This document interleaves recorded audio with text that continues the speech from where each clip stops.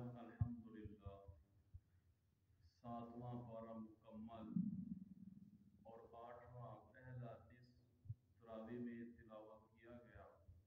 अल्लाह रब्बुल इज्जत अपनी बारगाह में कबूल व मंजूर फरमाए। अल्लाह रब्बुल इज्जत ये जो तिलावत की गई है इस पे इरशाद फरमाते हैं, तौहीद बारी ताला को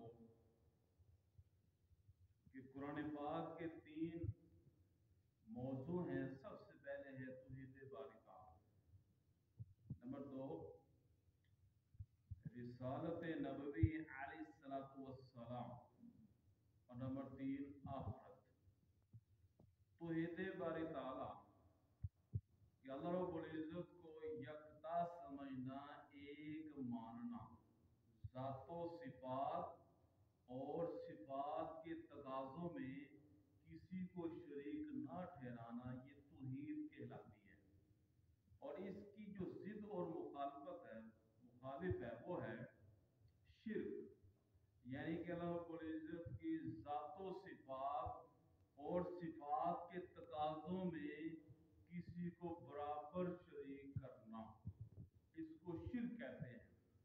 तो अल्लाह रब्बुल इज्जत ने तकरीबन 15 से ज़ायद अंबिया अलैहिस्सलाम के नाम मुबारक लिए हैं और उसके बाद इरशाद फरमाया कि अगर ये अंबिया भी मेरे साथ किसी को शरीक करते तो मैं इनके अमाल भी ज़ाये कर देता। अल्लाह बोलिए कि इतना अहम तरीन ये मसला है।